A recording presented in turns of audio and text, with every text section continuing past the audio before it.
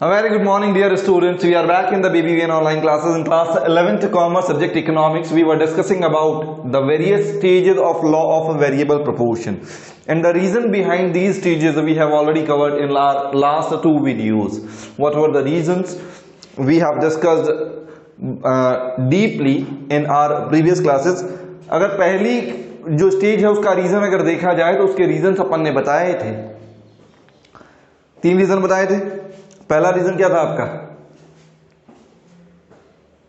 एक बार रिकॉल करिएगा। First stage increasing return की अगर अपन बात करते हैं, जहां पर एमपी राइज करता है, तो एमपी राइज करने का रीजन क्या था? पहला reason fuller utilisation of resources. Second reason division of labour और बेनिफिट ऑफ स्पेशलाइजेशन। और last third reason better coordination in factors. Better coordination in factors, ये पहली स्टेज की रीजन थे। सेकेंड स्टेज जहां पर एमपी फॉल करता है आपका, जहां पर एमपी आपका क्या करता है? फॉल करता है। जब एमपी फॉल करता है तो इसका रीजन क्या था? इसके भी 3 रीजन बताए थे। फिक्सिटी ऑफ रिसोर्सेस, उसके बाद लैक ऑफ सब्स्टिट्यूटेबिलिटी, उसके बाद पुअर कोऑर्डिनेशन इन फैक्टर्स। ये 3 रीजन थे। और जब ये नेगेटिव हो जाता है तो उसका अपन एक रीजन बताया था, wear and tear of resources. Wear and tear of resources.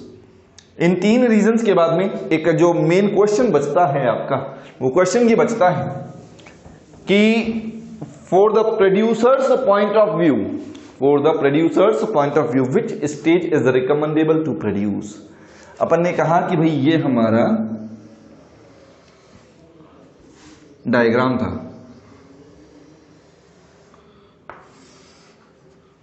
है ना, वो एक्स एक्सिस वो वाई एक्सिस।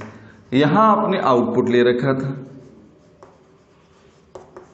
यहां आपने टीपी एपी एमपी ले रखा था, ले रखे। ये आपके पास आपका एमपी, ये आपके पास आपका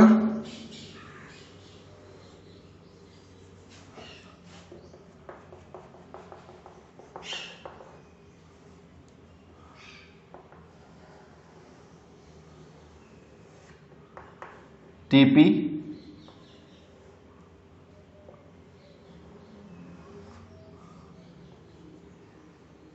ठीक है, एमपी, टीपी, ये आपका एपी, ये पॉइंट ऑफ इन्फ्लेक्शन जहां पर आपका एमपी मैक्सिमम रहा। यही स्टेजेस थी आपकी, ये पॉइंट ऑफ इन्फ्लेक्शन, ये पॉइंट ऑफ सैचुरेशन। अब बात यह है कि प्रोड्यूसर को प्रोडक्शन कहां करना चाहिए, किस स्टेज में करना चाहिए, whether it is suitable for producing the goods in stage 1, stage 2 और स्टेज 3। अगर इस तरह का क्वेश्चन पूछा जाए तो आपका आंसर हमेशा क्या होना चाहिए? A producer will produce in that stage where he will get the maximum profit, where he will get the maximum profit, और he gets his equilibrium. Producer equilibrium जहां स्टक होगा, यानी कि प्रोड्यूसर इक्विलिब्रियम का मतलब क्या हो गया? Maximum profit. क्या मतलब हो गया? Maximum profit. तो मैक्सिमम प्रॉफिट का मतलब पर यूनिट आउटपुट मैक्सिमम हो और per unit cost minimum. Per unit output तो क्या हो? मैक्सिमम। ये पर यूनिट आउटपुट है, ये क्या है? Per unit output. ये तो मैक्सिमम हो और पर यूनिट कॉस्ट मिनिमम हो। अब ये कॉस्ट की बात अगर करें तो अपन एक बार के लिए यहां पर, हालांकि कॉस्ट अपन अपने अगले चैप्टर में पढ़ेंगे, लेकिन इस क्वेश्चन के लिए अपन एक बार के लिए यहां पढ़ लेते हैं। कॉस्ट क्या करेगी? ये O X axis, O Y axis, ठीक है। यहां पर आपने आउटपुट ले लिया, यहां पर आप एवरेज कॉस्ट और मार्जिनल कॉस्ट ले लीजिए, एवरेज कॉस्ट और मार्जिनल कॉस्ट। अब आंसर सुनिएगा, average cost is the reciprocal of average product. Average cost is the reciprocal of average product.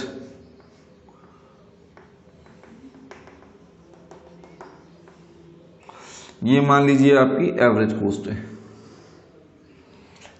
And marginal cost is the reciprocal of marginal product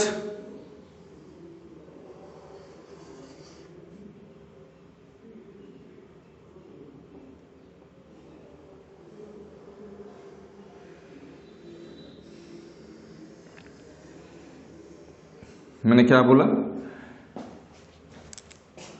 average cost is reciprocal of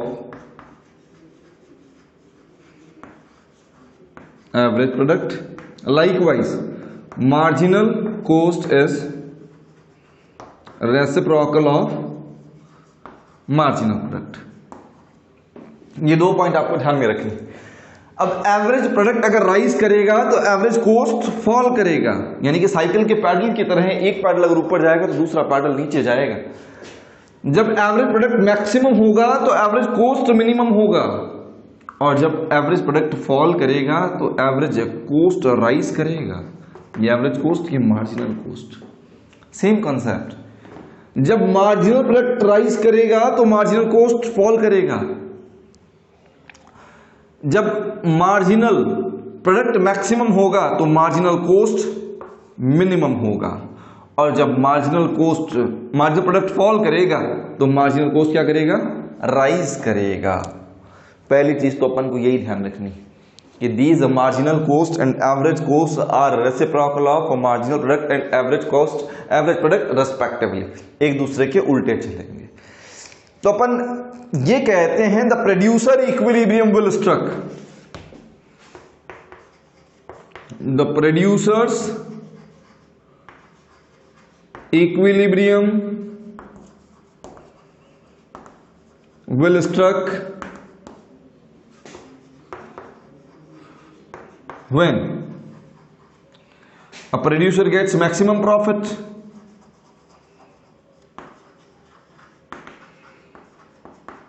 और maximum profit होगा कब, maximum profit कब होगा, जब per unit output तो maximum हो,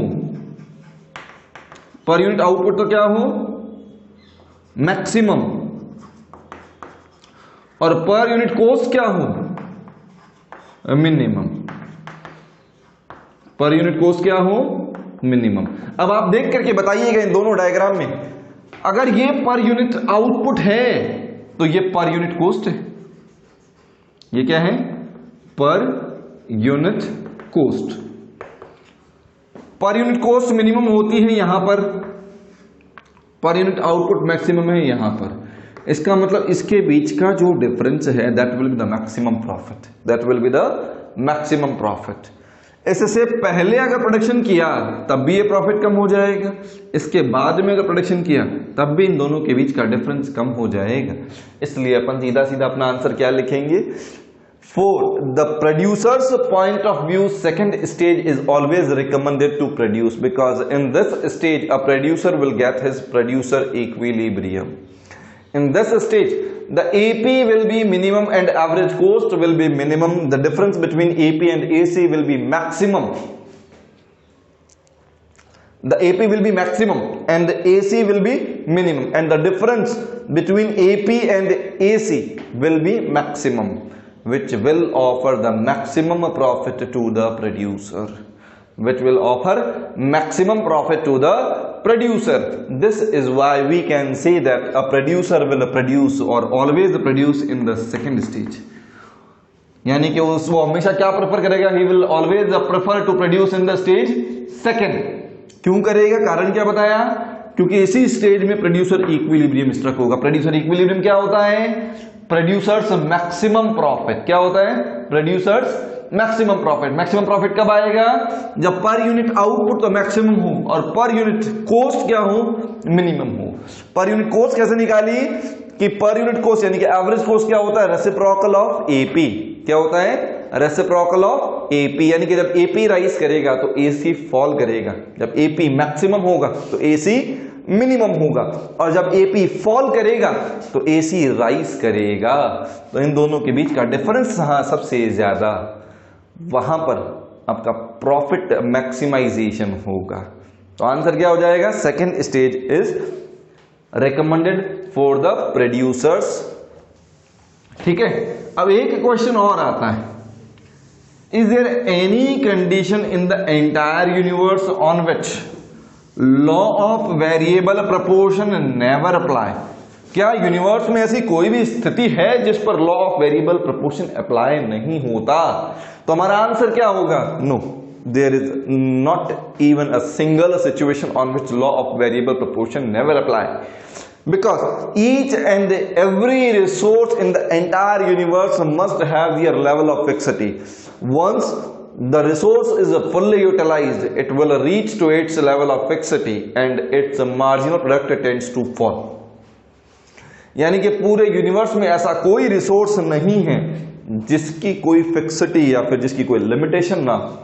एक level पर उससे काम में लेने के बाद में, उसको फुल यूटिलाइज करने के बाद में अगर उसको ओवर यूटिलाइज किया जाए, उस पर over employment of variable inputs डाले जाएं, तो प्रोडक्टिविटी बढ़ने की जगह क्या हो जाएगी? कम हो जाएगी। अब एक चीज समझिएगा, ये फील्ड है,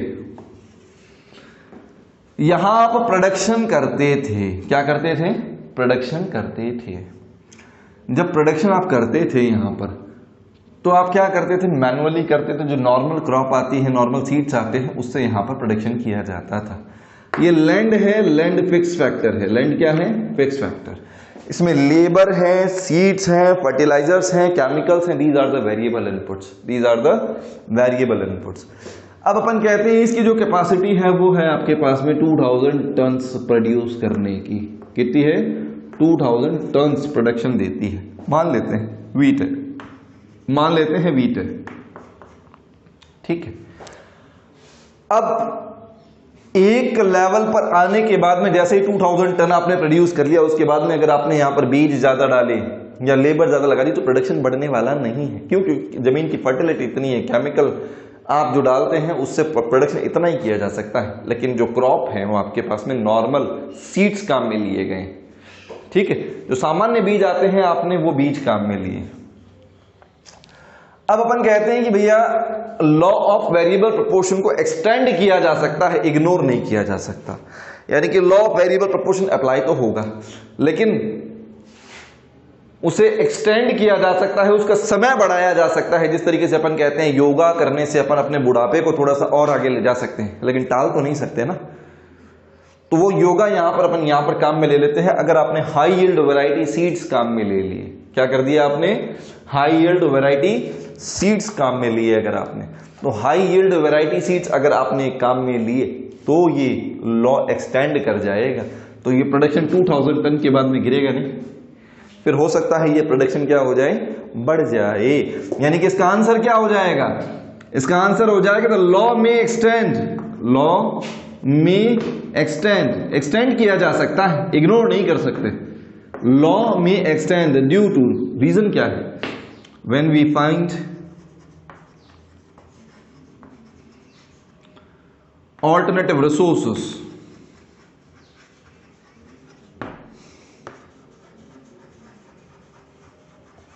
और अपग्रेडेशन ऑफ टेक्नोलॉजी,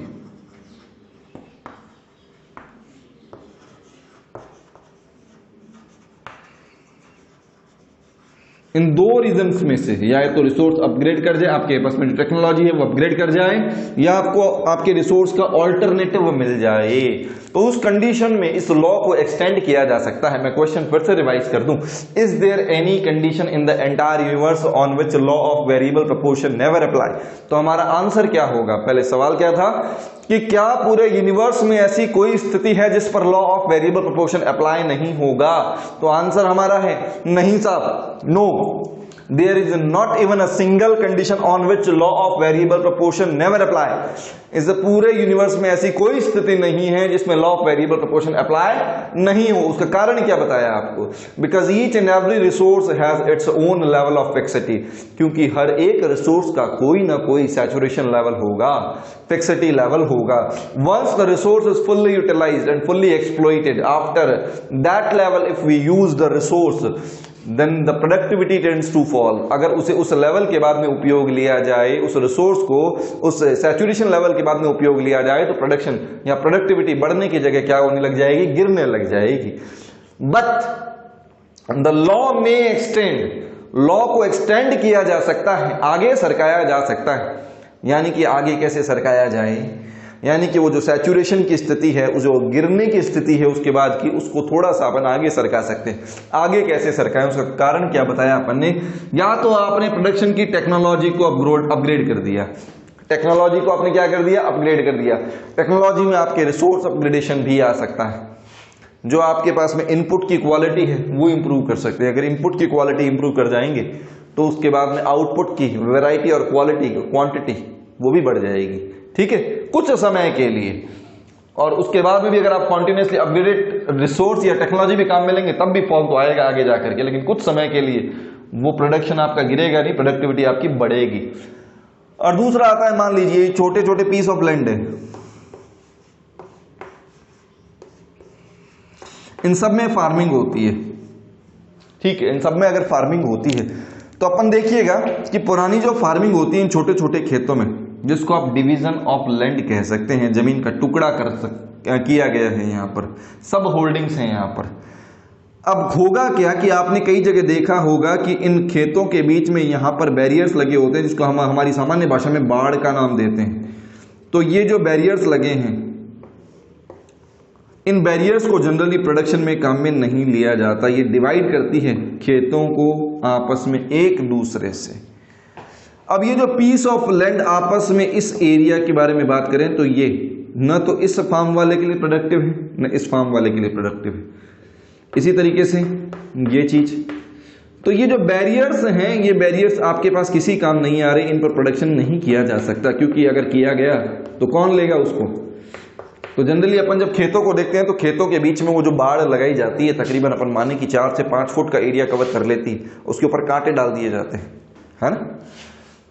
तो ये अनप्रोडक्टिव हो गया आपके पास में, आप प्रोडक्शन करते हैं, आप प्रोडक्शन करते जाइए। लेकिन अगर यहीं पर इस फिक्स्ड रिसोर्स को अपग्रेड कर दिया जाए और इसे कंसोलिडेट कर दिया जाए, इसे क्या कर दिया जाए, कंसोलिडेटेड ऑफ होल्डिंग्स कर दी जाए, जो प्रोडक्शन किया जाएगा हालांकि वो 6 में ही बटेगा, लेकिन वो 6 में बटने का कारण क्या होगा, पहले ये जो जमीन थी आपके पास में, ये जो एरिया आपको ड्रैग किया हुआ दिखाई देता है, ये प्रोडक्शन में काम में नहीं आता था।